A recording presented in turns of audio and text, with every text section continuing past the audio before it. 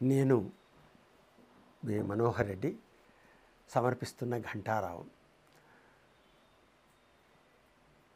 ప్రశ్నేం చేస్తుందని పరిహాసం చెయ్యకు, ప్రశ్నేం చేస్తుందని పరిహాసం చెయ్యకు.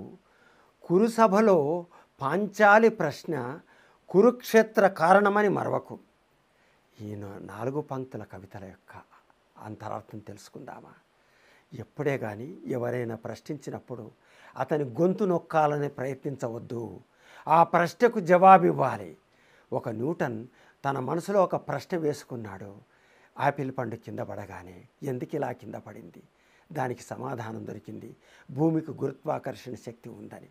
అట్లాగే ఒక పిల్లాడు మనను ఇది ఇలా ఎందుకు ఏమిటి అని ప్రశ్న వేసినప్పుడు నీకు తెలియదు, నోరు మూసుకొని కూర్చో అనడం కన్నా ఆ ప్రశ్నకు జవాబు ఇవ్వగలిగినప్పుడు ఆ కుర్రాడు, ఆ పిల్లాడు, ఆ శిశువు ఒక న్యూటన్ వారసుడు అవుతాడు. కాబట్టి ప్రశ్న విలువ తెలుసుకోవాలి. అలాగే మహాభారతంలోని సభాపరంలో ద్రౌపది ప్రశ్న వేసింది. ఏమని వేసింది? తన్నోడి నన్నోడేనా, నన్నోడి తన్నోడేనా అని ప్రశ్న వేస్తే దానికి భీష్మ, ద్రోణ, కృపాచార్యులతో, విదురులతో సహా ఎవరూ జవాబు చెప్పలేకపోయారు. జవాబు చెప్పిన తటస్థంగా ఉండిన ఫలితం ఏమైపోయింది? అది కురుక్షేత్ర కారణమైంది. యుద్ధమే ఆ ప్రశ్నకు జవాబు చెప్పగలిగింది.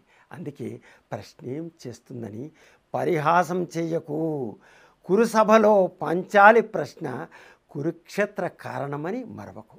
ధన్యవాదాలు.